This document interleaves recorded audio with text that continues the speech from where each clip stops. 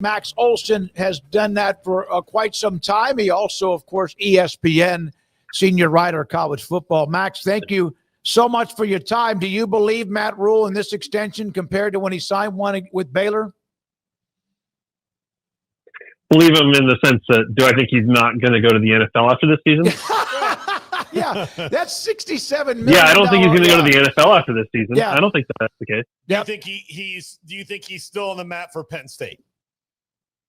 Oh, no.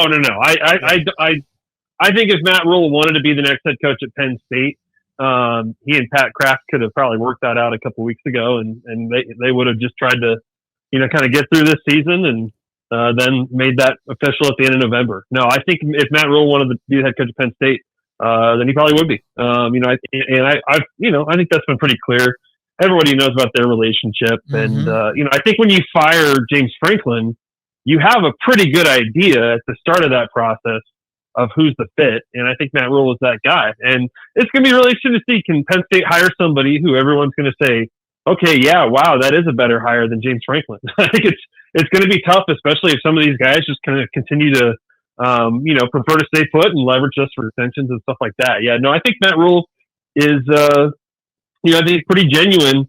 This backs it up, but I think he's pretty genuine when he says that, he's happy at Nebraska and he feels like this thing is really heading in the right direction. From a facility standpoint, they've got everything you could want. They're top 5 in the country, I think, in terms of their football building.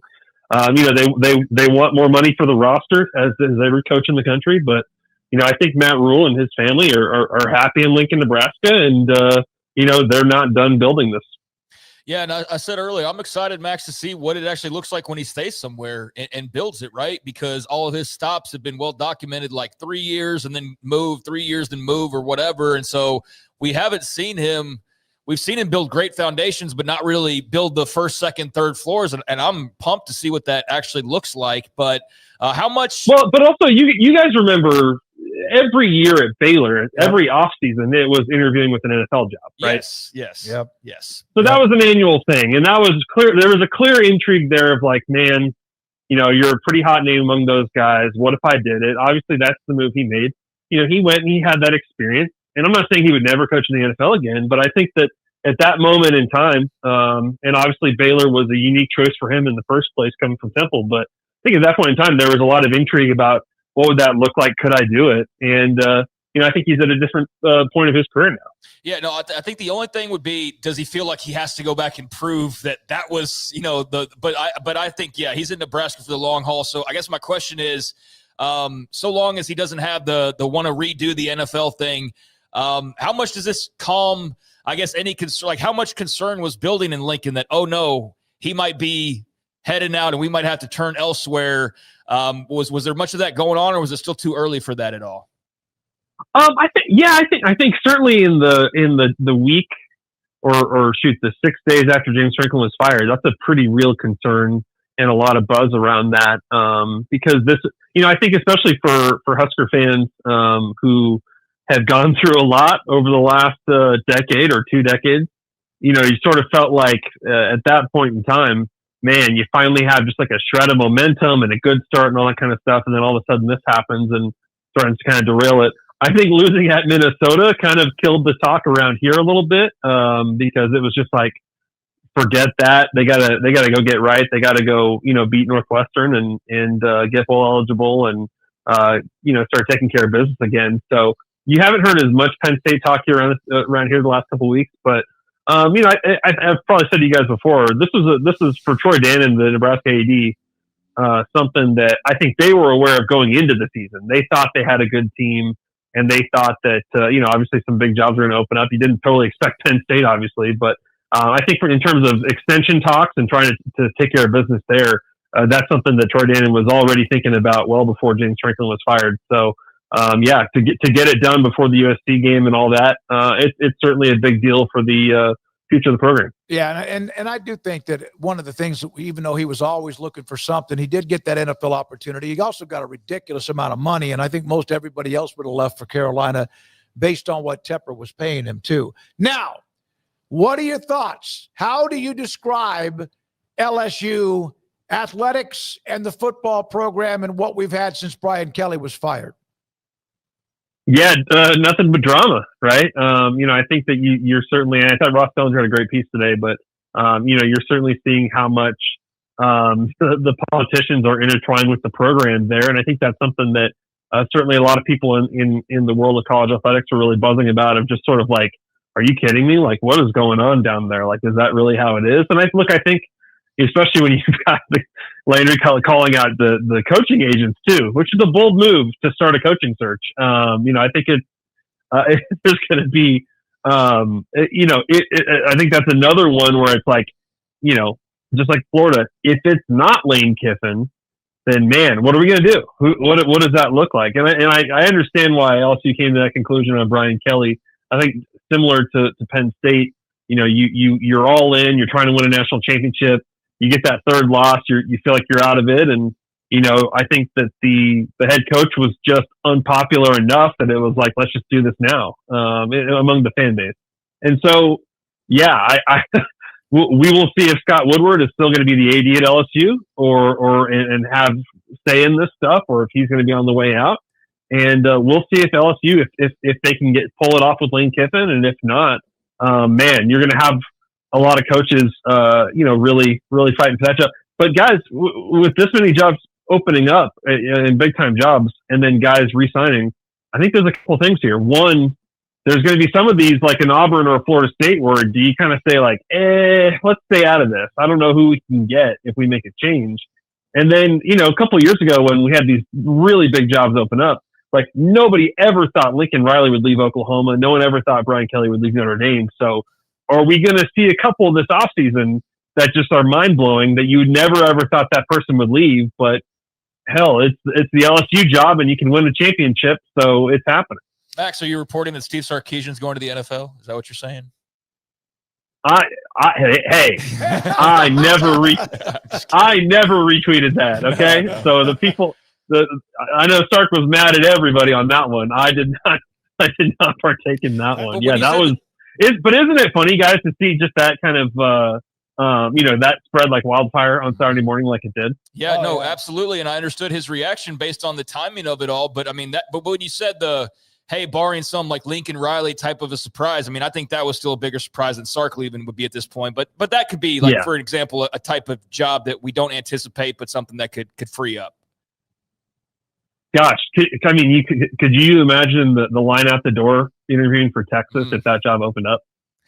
With where that program is right now? You could already start a line for next year, like Auburn, as you mentioned, and Florida State.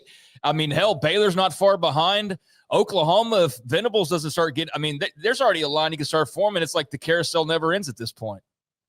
Gosh, I didn't even really think like who would even be the dream hire for Texas. Is that also Lane Kiffin? Like, I don't even know. Well, Nick Saban's wife was seen trying to buy real estate. Okay. Oh, there you go. I got to bring up old stuff. Yeah.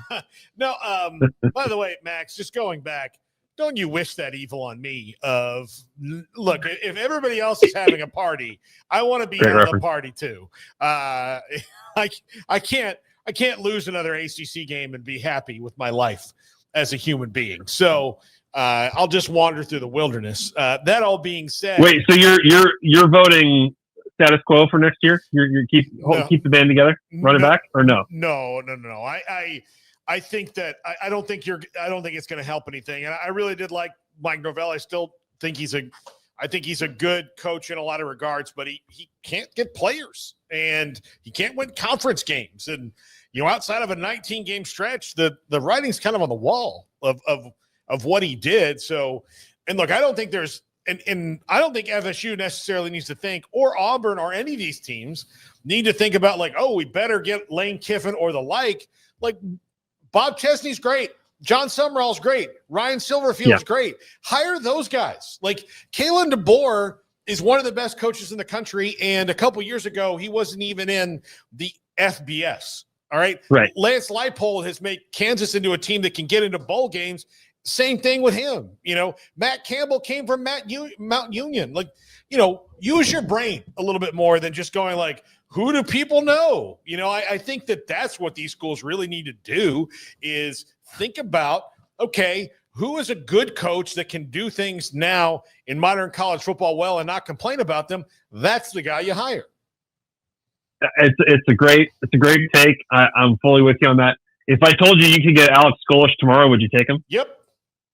Yeah, there you go. Yeah. Yeah. I'm new is always better to me.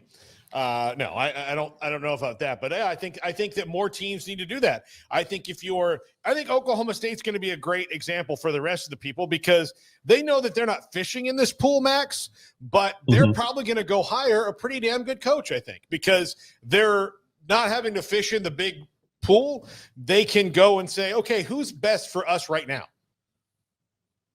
Yeah, I agree. And I think there's on the other side of that though too, I think there's going to be some pretty interesting, like the order of operations here is going to be pretty interesting depending on which additional jobs open up. Because if you're a guy like Eric Morris, who I don't doubt is going to have a couple offers here, like I could see him being really successful at Oklahoma State and taking, his DC and taking his players with him and doing a great job there. But you're also, if you're Air Force, I don't know. What if you could get Auburn? What if you could get LSU? Who knows how this stuff is going to shake out, especially if some of these guys that we're all fixated on right now, like if it's a situation where Lane Kiffin and Clark Lee and Eli Drinkwitz are just like, no, I'm really happy, I'm not making a move, then the pool of guys fighting over these jobs is going to be pretty surprising to folks. Well, and maybe they'll get a Kurt Signetti or someone like that that came from James Madison. Max, in the Big 12, as always, you look at teams and, kind of have an idea, but here's Houston, here's Cincinnati, and they're coming on strong. Your thoughts about what you see for the final 4 games of that conference schedule? Well, guys, you think back to July, thank God we didn't have to fill out a conference poll, right? I would have been wrong again. We probably would have put West Virginia and UCF like at the bottom, right? We probably would have had Oklahoma State lower, but gosh, like the teams that you kind of thought would be on like the middle or the bottom of the conference are really good, and it's a credit to great coaching, obviously, and really good quarterback play, and like I think it's going to be a really fun finish for this league race. I really do, and I think that. I was looking it up today. I think 17 of the first 40 Big 12 conference games so far this season have been one-score games. I think we're going to see that percentage go up here over the next few weeks. And part of that's like, you see it with like Arizona State right now. Part of that's like injuries, right? And just like, can you have your best guys available for these really tough games? But then part of that is just going to be, that is what it takes to win this conference. I think you look the last few years, you have to win 3 or 4 one-score games in league play to get to the Big 12 championship game. BYU's already 3-0 in close games. They've had 3 road games already this season where they were down double digits and came back and won. So that's impressive to me. And I think, certainly BYU and Texas Tech are in great shape. But I still, like I said to you guys before, like I think we're going to have more upsets. I think we're going to have a 3 or 4 way tiebreaker at the top, and just who you beat is really going to dictate who gets to Arlington. Yeah, it's going to be fun, and it makes the last month of the year just like hair on fire, like it hasn't already. But what are you going to a game this weekend? No, I'll be home this weekend watching as much as possible. I do want to ask you guys though on that topic. Like I think right now we're in a position where it feels like obviously Miami and Georgia Tech, you'd put them in the playoff if the playoff was tomorrow, right? Do you think the Big 12's 2 best teams at the end of this, like, will be playoff worthy, whether it goes that way or not? Or do you think these guys are just going to beat each other up too much? I think it depends on BYU and Tech and how they finish the year, and they play each other next week. Yeah, can Baron Morton stay healthy now that Hammond's gone for the year? Yeah. I think is the key. Yeah. But yeah, I think what has to happen now is Tech has to beat BYU next week, so that they both just have the one loss. To be a part of the college football playoff is pretty much, because then you got a couple of losses, even if they somehow still play, well, unless they would have still have a chance to play for the conference title. They need 2 teams with 1 loss or a team with 1 loss and a team with no losses, which is only BYU right now, to play. So they would, if BYU wins, then they need Houston to win out, which is very possible given their schedule. Or Cincinnati. Yeah. They need them to win out. To do that, because if one of those teams has 2 losses, then I don't know. So it sounds, Max, like they have a very dimly lit path to having more than one Yeah. team at this point. I think in the Yeah, grand well, scheme. being reasonable. Yeah. Yeah, and I think the tough thing is like you don't even, like ranked wins aren't even really a part of that conversation because you don't get that many opportunities at them, right? So it's really about just like, Texas Tech kind of used their one mulligan in losing to Arizona State, and BYU will have one as well. But I think if you're 10-2, you feel like we should be in the conversation here. But gosh, I think it's going to be tough this year. Yeah, I agree. And those top 25 wins, like teams appear, but they appear and they're like at 23 and then they lose and they're right back out. So it's so wishy-washy. Even the teams that make it in, none of them really stick. Like Iowa State was in there for a while and now they're out. But yeah, I totally agree with you. It's going to be difficult. You kind of need the K-State TCU situation where it's like, well, yes, they lost the conference championship game, but they're in the playoff no matter what, right? Like you kind of need one of those if you're the Big 12 to get 2 in. You need BYU to go unbeaten the rest of the way and lose a really competitive championship game to a team like Tech that has, well, I guess Tech would have to have 2 losses, but something like that. It would have to be a scenario like since they lose to Cincinnati, who's perfect the rest of the way, and then BYU takes their first loss in the title game. As of right now, the only team in the Big 12 with 2 wins against somebody in the top 25 is Arizona State. Yeah, that and obviously healthy, they're done. They're not, unless they somehow miraculously get in the championship game. They're not going to get into the college football playoff. But it's gonna. But it's funny. We also may be just like totally not even having our eye on the ball, and like it's going to be Cincinnati against Houston in the championship. Yeah. All just right, like we all predicted. Max. Thank you, buddy. Appreciate your time as always. Have a great rest of the weekend.